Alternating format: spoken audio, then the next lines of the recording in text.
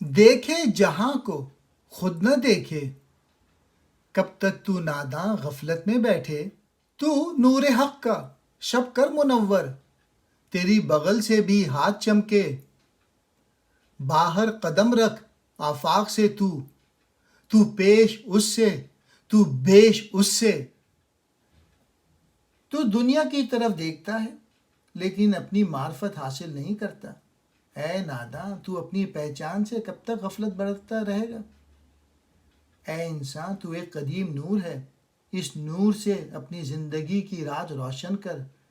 تو اصل میں حضرت موسیٰ علیہ السلام کا روشن ہاتھ ہے، لیکن یہ ابھی تیری آستین میں پوشیدہ ہے۔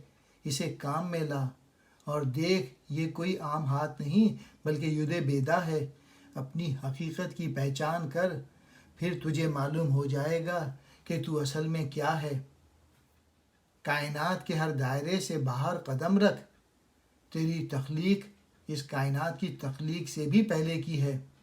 تو اس کائنات سے بھی زیادہ وسیع ہے۔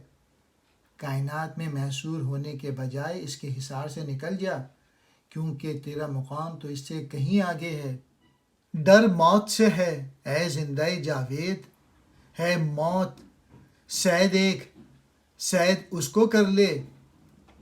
بخشے جو جاں کو واپس نہ لے گا، مرتا ہے آدم ضعیف یقین۔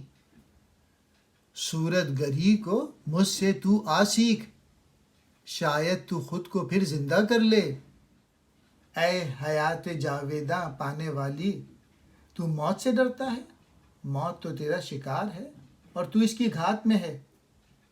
اگر تو اپنی پہچان کر لے تو پھر تجھے موت کا کوئی ڈر نہیں ہوگا۔ خدا جو زندگی آدمی کو عطا کر دیتا ہے وہ واپس نہیں لیتا، کیونکہ دیا ہوا تحفہ کوئی واپس نہیں لیتا۔ آدمی اگر مرتا ہے تو بے یقینی کے باعث مرتا ہے۔